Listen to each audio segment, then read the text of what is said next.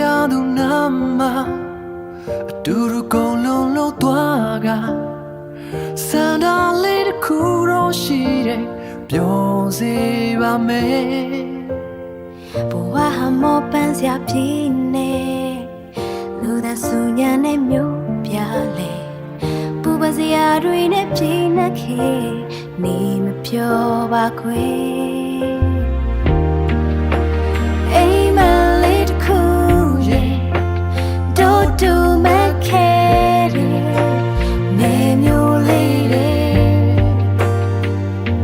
ချေတွေငေးရင်နဲ့ကွယ်စိတ်ကူးထားခဲ့တယ်တောင်ပေါ်ရွာလေးတဲ့ကိုယ်ပိုင်ချမ်းလေးနဲ့လိမ်မော်ဆိုင်ခင်းငယ်ချင်ရတဲ့မင်းနဲ့ခွေးလေးလည်းမွေးမယ်အေးချမ်းတဲ့ဘဝရဲ့တောင်ပေါ်ရွာလေးတဲ့ကိုယ်ပိုင်ချမ်းလေးနဲ့နေကြရပြုံးမယ်ချင်ရတဲ့မင်းနဲ့ချစ်လေးလည်းညီမယ်အယိုးရှင်ဆုံးဘဝနဲ့နေမယ်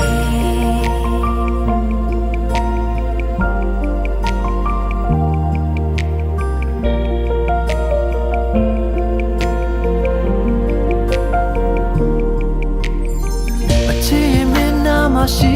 ရောအရာရာလုံးကြုံလို့ပြေဆုံးစံဖြူကအိုးမင်းသွားခဲ့တဲ့တိုင်ကျင်နာပါမယ်